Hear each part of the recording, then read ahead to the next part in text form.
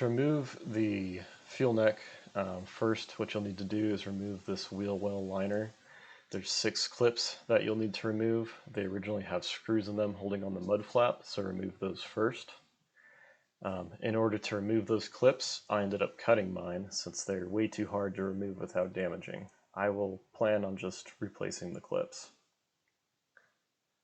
Once you have the clips removed, there are then 2 12mm bolts that you'll need to remove. This is the location of the first.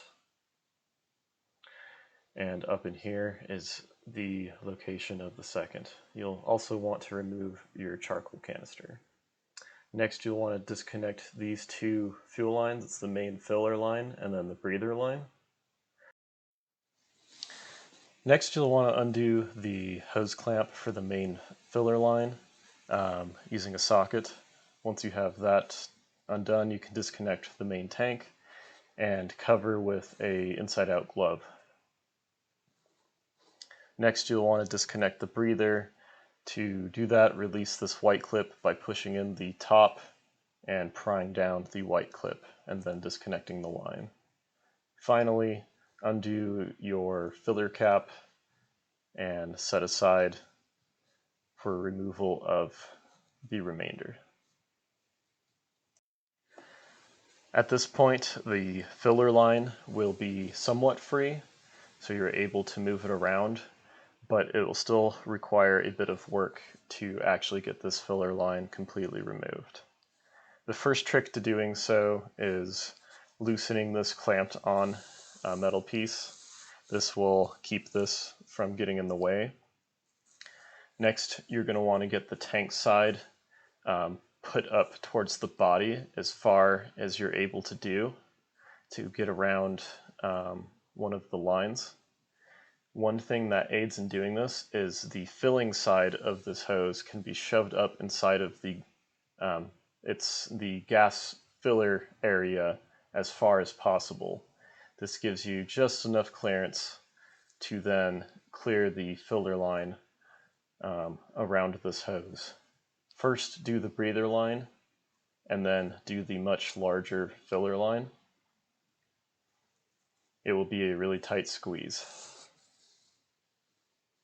At this point, the filler line will be fairly stiff between all of the things it's caught on. So what you'll want to do is apply a bit of force to move the filler line down past the cross member towards around where your rear differential is. Be very careful in this part not to hit the lines on the differential as you move it. Once you've progressed the filler line to this point, you can start wiggling it around so that you can exit out through the wheel well. It's a bit of a tight fit, but it will be able to just barely clear. Once you've gotten it to exit through the wheel well, you'll want to then retrieve the line out through the wheel well. Once you've removed the fill neck, it's time to modify it. Since this process involves welding onto the fill neck, I chose to take it to a buddy who's a very experienced welder. Step 1 for prepping for the weld is to clean up the weld area. Remove all of the paint.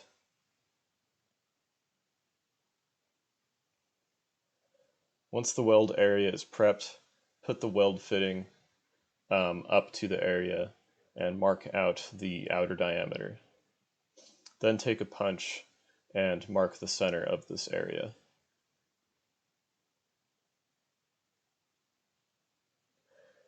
Start drilling out the side of the fill neck at the center of this area.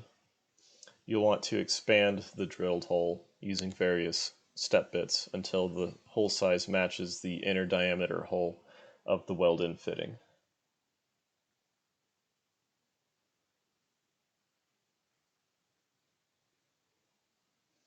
Once you finish drilling, confirm the fitment. See that the hole matches up nicely with the hole in the weld-in fitting. After you've drilled the hole, you'll want to clean up the edges. for any little bits of metal that are still there from the drilling process. After that, go ahead and secure the fitting to the side of the filler neck and tack it in place. My buddy recommended using TIG welding as it'd be the most likely to get a tight seal, which is desired for this case. Once you've tacked the piece on, go ahead and weld the entire circumference of the weld-in piece to the filler neck. Again, keep in mind that you want to have a proper seal on this weld, so you want to make sure that the entire circumference has been welded.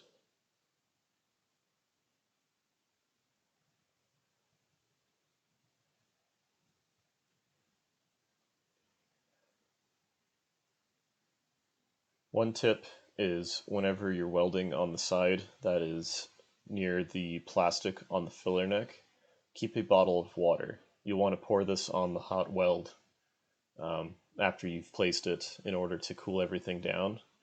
This is to help prevent the plastic part that is nearby to the weld from warping. So you can see here we have a small bit left in the weld.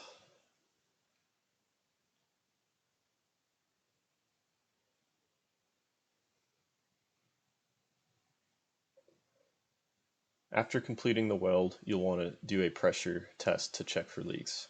To do this, we capped off all the ends with rubber gloves and rubber bands, and then hooked up an air compressor to one of the ends, and a full rubber glove to the other end.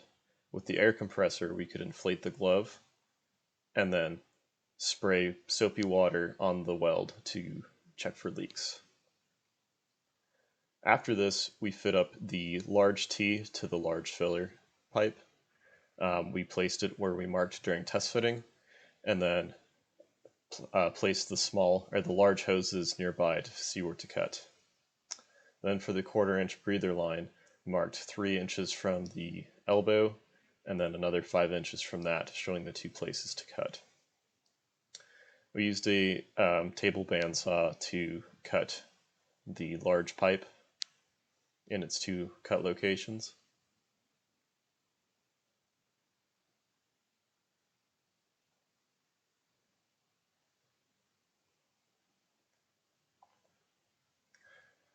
And then cleaned out each of the cut pipes. You'll also want to blow out with an air compressor. For the smaller line, we had a small pipe cutting tool. So we used this to cut the smaller line in the 2 locations.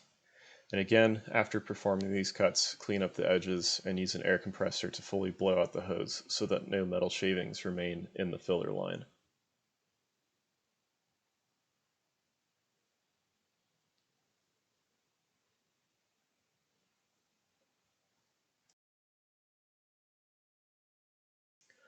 After you finish modifying the pipe, you're going to want to install the 1/2 by 1/4 brass elbow into the weld-in fitting that we installed.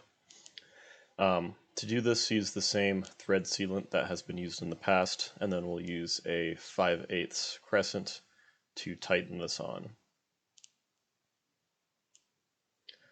After you have the brass fitting, go ahead and install the 12mm fuel hose and a 1/2 inch hose clamp.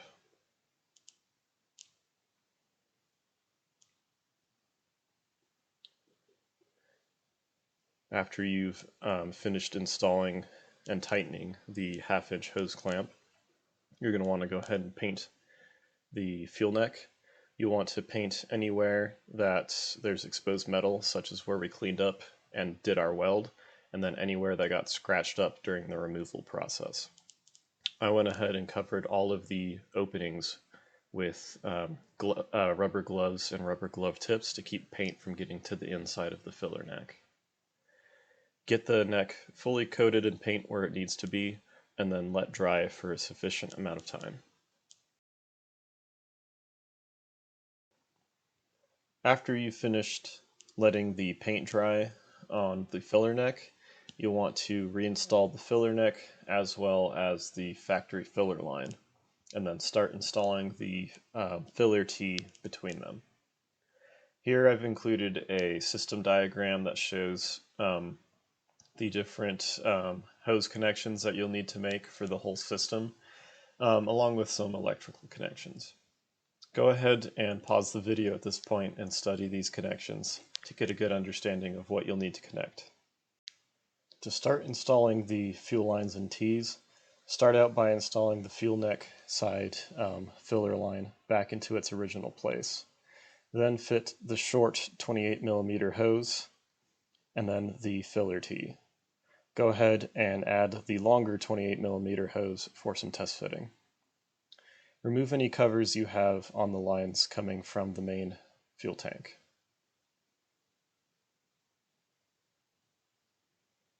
Go ahead and put the tank side filler neck into place, but don't secure, so that you have room for attaching hoses. Take the 1/4" brass tee and do a fit up with the 6mm fuel hose to determine where to cut, so that you have small sections on either side of the brass tee long enough to connect the breather line with the tee. Use a razor blade to cut these sections to the lengths that you determined, and then attach the remainder of the hose to the rollover valve. After this, take the 8mm fuel hose and connect one side to the tee and then the other side to the fuel pump pickup. The best way to determine where to cut this hose is to, on the fuel pump pickup side, measure out a length that is long enough to reach where your fuel pump is, and then keep the remainder for the other side of the fuel pump and the connection to the tee. Go ahead and attach a 1/4" hose clamp to the brass elbow on the tank side.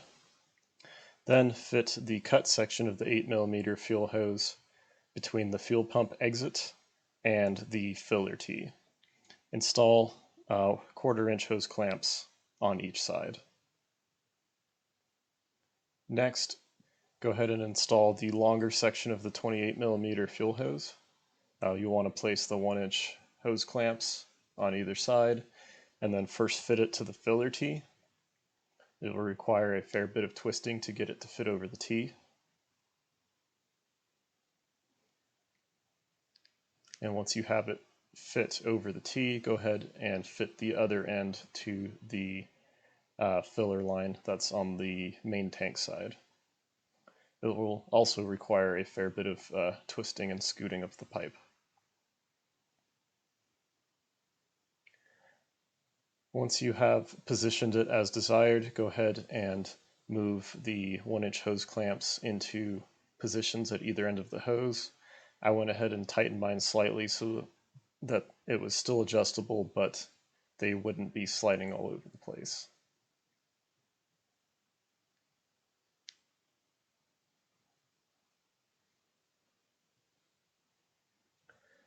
After this, go ahead and re-secure the 12mm bolt that secures the tank side of the filler line, and this way the filler line will be secure.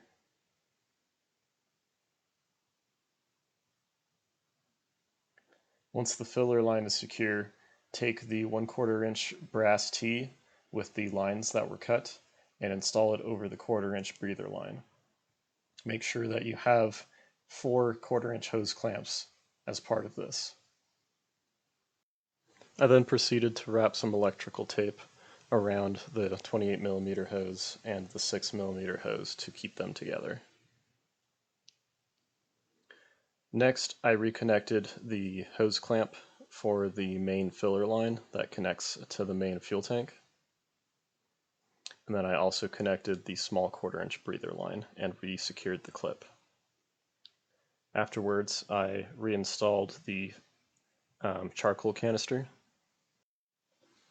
After the charcoal canister was reinstalled, I noticed that the 8mm fuel hose from the fuel pump was interfering with the mounting for the relocated fuel pump controller. So at this point, I relocated it to the second location shown earlier in the video. The only other thing to note is that make sure all hose clamps are positioned so that they can be tightened when the tank is in position.